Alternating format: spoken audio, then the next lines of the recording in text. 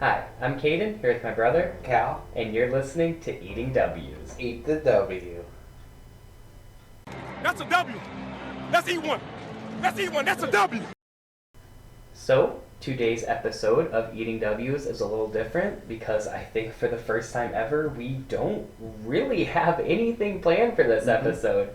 Usually we kind of talk about it before we start and say what we're going to talk about. But this week we didn't really get to watch much football. Neither of us had NFL Plus, so we only got to see the games that were on NFL Network, which luckily for us, at least this week, the Vikings, Packers, Lions, and Bears were all on NFL Network. So that was kind of cool because we at least got to see all the teams close to us. But the next 2 weeks, Cal and I are going to rotate the free trials. He'll get it next week, I'll get it week 3 or vice versa. So we will actually be able to see all the games more and kind of track them more. So we should have a lot more to talk about next week. But for this preseason week 1, it's a little shorter because we don't have as much to talk about. We're mainly just going to talk about our two teams respectively, the Vikings and Packers, and then kind of talk about one big takeaway that we had from this week. But before we get into that, we do have a good bit of news from the prior few days. So running through that quick, one that we kind of forgot about actually. I knew this signing happened, but I totally forgot to write it down. The Cowboys signed linebacker Anthony Barr and former Viking to a 1-year deal, and that's a really good pickup for them. I think that's going to help them because he's very different from like Micah Parsons and those pass rusher linebackers they have. He'll be good as kind of an off-ball run stopper guy. And the linebackers coach for the Cowboys was his linebackers coach in Minnesota. Really? Mm-hmm. Oh, that's cool. Yeah, that's always nice to have that connection there. And then we have one retirement. Former Patriots running back James White retired after 8 seasons.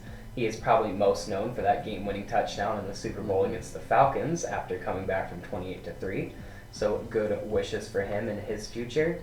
And then new Bears wide receiver N'Keal Harry will miss the next 8 weeks, starting the prior week, of course, from an ankle injury and a surgery. He went into surgery and now he will miss the next 8 weeks. So into about week 4 of the season, week 5, before he is playing for the Bears in the regular season. That's too bad. It's a recent acquisition for them. Yeah, just picked him up. Just acquired him.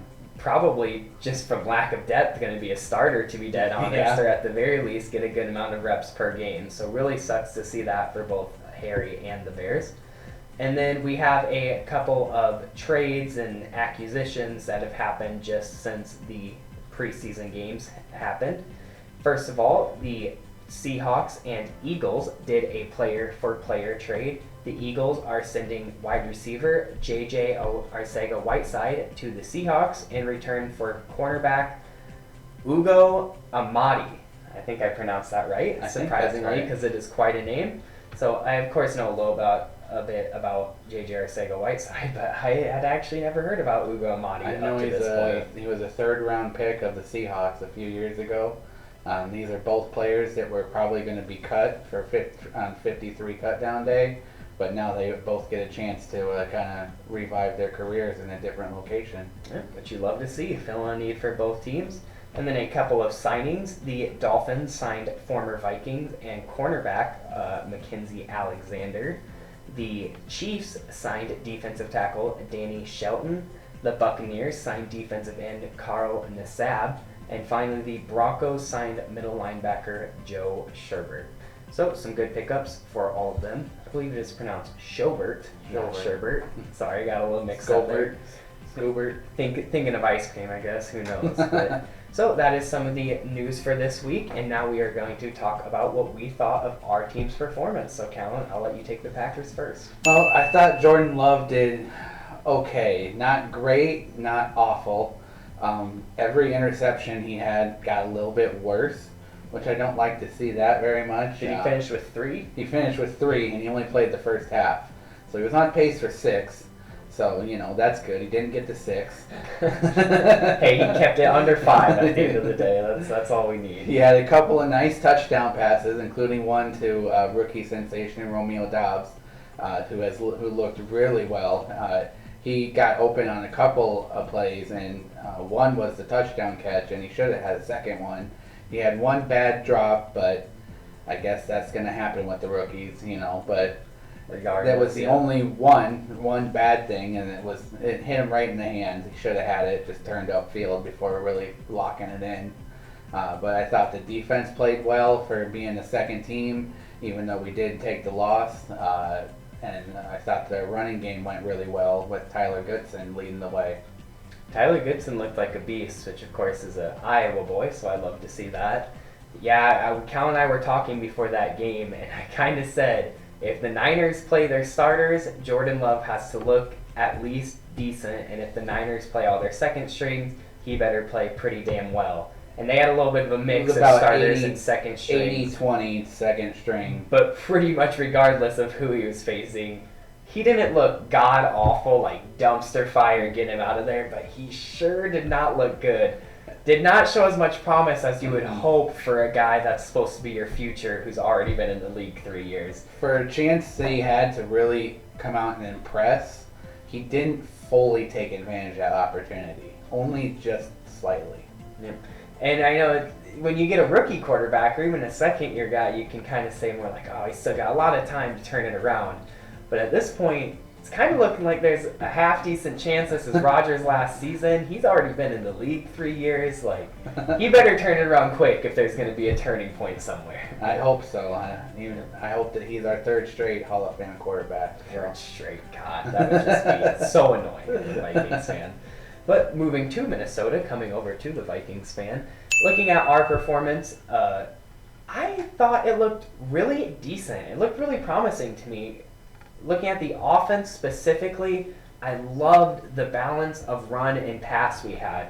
I knew we were going to pass more, and I was really excited about that, but I was hoping we didn't get really infatuated with the pass and almost go to like an air raid offense. But I think we did a great balance of keeping the ball on the ground while still being able to air it out a little bit and kind of see what Kellen Monde could do. I really liked when we aired it out because Kellen Monde was playing.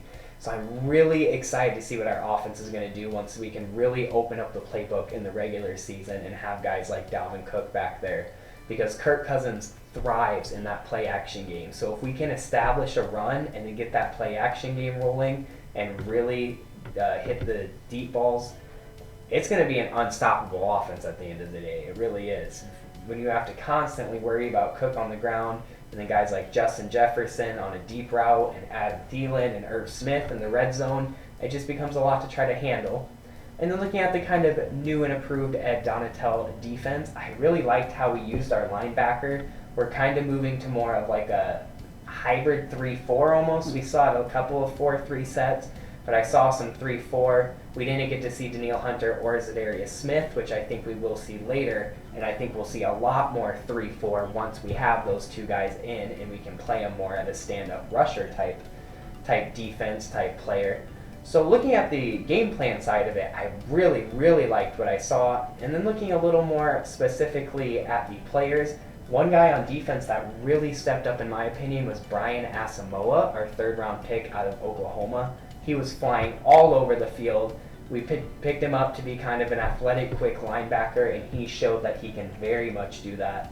And then one guy on the offense that I really liked was Kellen Monde. I thought he played really well. And one of my favorite things about Kellen Monde is I noticed whenever he had a bad throw, he made sure that the next time he let it air out, it was not another bad one. I don't think I remember seeing 2 bad throws in a row. There was one point early in a drive where he had a bad decision throwing it into double coverage, but it was a pretty decent throw. And then the next play ran a screen and totally shortened the running back, and it was like, uh-oh, that's not good. But he was really able to fight that adversary and kind of flip it around, and on the very next play on a 4th and 5, threw an absolute dot to Dan Chisholm on a corner route. So I really like to see that he was able to kind of get out of the slump and keep a drive moving, even though it didn't start the best. Yeah, I thought Kellen Monde played really well, and I thought it was interesting the way you rotated your quarterback. Very interesting the way we rotated quarterbacks. We had Sean Mannion all the way through the first quarter and about halfway into the second, and then Kellen Monde played the second half of the second quarter and all of the third quarter, and then we pretty much rotated drive for drive in the fourth quarter. I think we only had like 3, maybe 4 drives in the entire fourth quarter.